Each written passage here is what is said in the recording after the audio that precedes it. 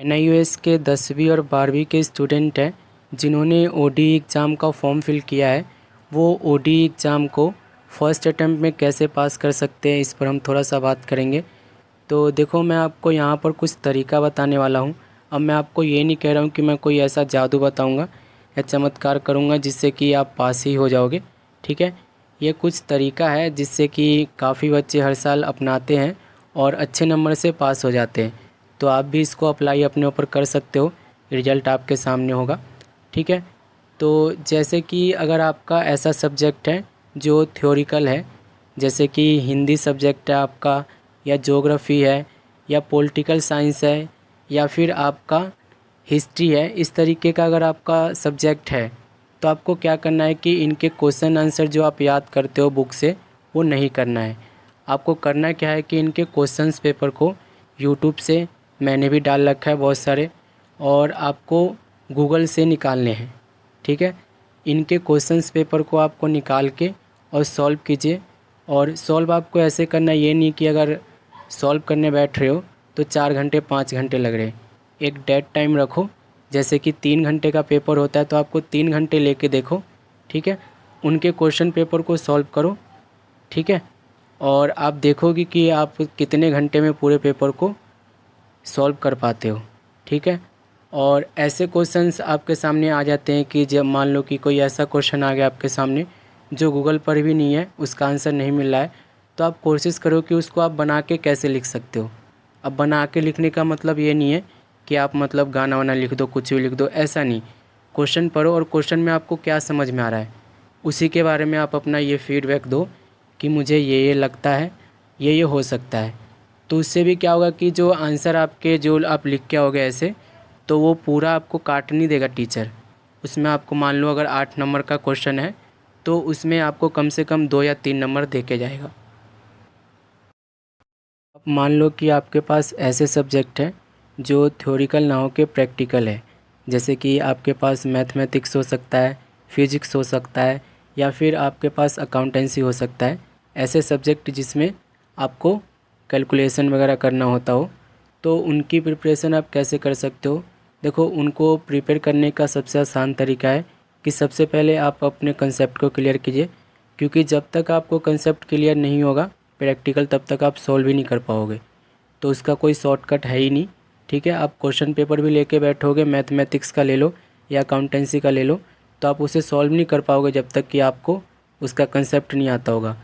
तो सबसे पहले प्रैक्टिकल के जितने भी आपके सब्जेक्ट होते हैं, चाहे अकाउंटेंसी हो गया या मैथमेटिक्स हो गया या फिर फिजिक्स हो गया, इन सब की सबसे पहले आप क्या करो कि कंसेप्ट को क्लियर करो अपने, ठीक है। और किस बेस पर उसको सॉल्व करना है ये ध्यान रखो, ठीक है। फिर मतलब कि अपनी जो एक प्रिपरेशन है वो क्वेश्चन पेपर से करना शुरू करो, ठीक है। अब बात ये आ जाती है कि आप क्वेश्चन पेपर को कैसे अटैम्प्ट करोगे।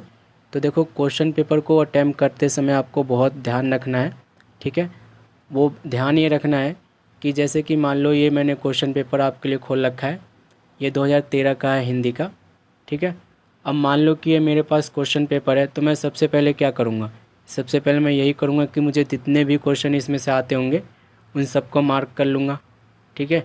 जैसे कि क्वेश्चन नंबर 1 यहाँ से शुरू है, जो जो मुझे आएगा वो सबसे पहले मैं मार्क कर लूँगा। और मार्क करने के बाद क्या करूँगा कि उसके लिए मैं एक टाइम फिक्स कर लूँगा। जैसे कि मान लो कि इनमें से ये क्वेश्चन है, ये लगभग 24-31 क्वेश्चन है इसमें।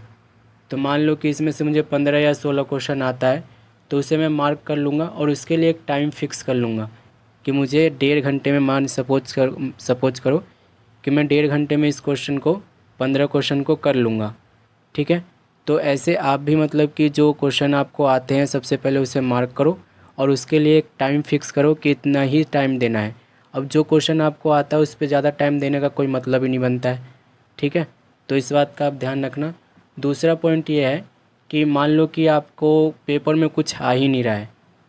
अब आप ये मान लो कि पेपर में कुछ आ ही नहीं रहा है, आपको दिमाग, आपने पढ़ा ही नहीं है और पेपर में बैठ गए हो, तो करना क्या है आपको कि जितने भी बड़े नंबर के क्वेश्चन हैं, यानी कि ज़्यादा नंबर के जो क्वेश्चन हैं, उनको पकड़ना है आपको। ये मेथड उनके लिए जिनको कुछ नहीं आता है पेपर में। आपने को क्वेश्चन पेपर पढ़ लिया, लेकिन आपको कुछ नहीं आ रहा है, तो उस केस में आपको क्या करना है कि जितने भी मतलब ज़्यादा नंबर के क्वेश्चन हैं, जैसे कि ज़्यादा नंबर के क्वेश्चन हमेशा सबसे लास्ट में होते हैं, तो इनको आपको मतलब देखना है, क्वेश्चन को पढ़ना है। और मान लो कि जैसे कि ये 31वां क्वेश्चन है, निम्नलिखित में से किसी एक विषय पर लगभग 200 शब्दों में निबंध लिखना है। निबंध लिखना है, इस पर आपको एक देख लो, जैसे कि बढ़ते वाहन, बढ़ती समस्या, विद्यार्थी, फैशन, प्राकृतिक आपदा, विज्ञान के बढ़ते चरण, ये 4 टॉपिक है। ठीक है। अब मान लो कि आपको आ ही नहीं रहा ये है क्या, कुछ पता ही नहीं आपको, तो क्या करना है कि इसको, जैसे कि आप ये सब जानते होंगे कि जो हमारे देश में है वाहन की जनसंख्या कितनी बढ़ रही है और उससे कितनी समस्या आ रही है, तो ये तो आप जानते हो। ठीक है। तो इस चीज़ को आप बनाकर भी लिखोगे, ठीक है, तब भी आपको नंबर मिल जाएगा, और ये 10 नंबर में आप देख पा रहोगे। तो सबसे पहले आप बड़े क्वेश्चन को अटैम्प्ट करेंगे जिनको नहीं आता है बिल्कुल भी। ठीक है। फिर उसके बाद ऐसे ही मतलब बैक हायर टू मीडियम जाना है। ठीक है। जैसे कि बड़े क्वेश्चन कर लिए, फिर उससे छोटे, फिर उससे छोटे, तब बाद में आपको सिर्फ एंड में जो 10-15 मिनट मिलता है, जो 10-15 मिनट आपको मिलता है, इसमें आप यहाँ पे दिमाग लगा सकते हो। ठीक है। अपने दोस्तों से पूछ सकते हो या ग्रुप में जो पूछ सकते हो। ठीक है। पहले स्टार्टिंग में आपको यही ध्यान रखना है कि जो क्वेश्चन आता है आपको सबसे पहले वो करो। उसके बाद आप ये ध्यान रखो कि आपको 10-15 मिनट जो मिलते हैं वो जो बेकार के क्वेश्चन होते हैं जो आपको आता ही नहीं बिल्कुल भी, वो पूछताछ करके मतलब कर सकते हो। लास्ट के 10-15 मिनट देते हैं टीचर, ऐसी बात नहीं है।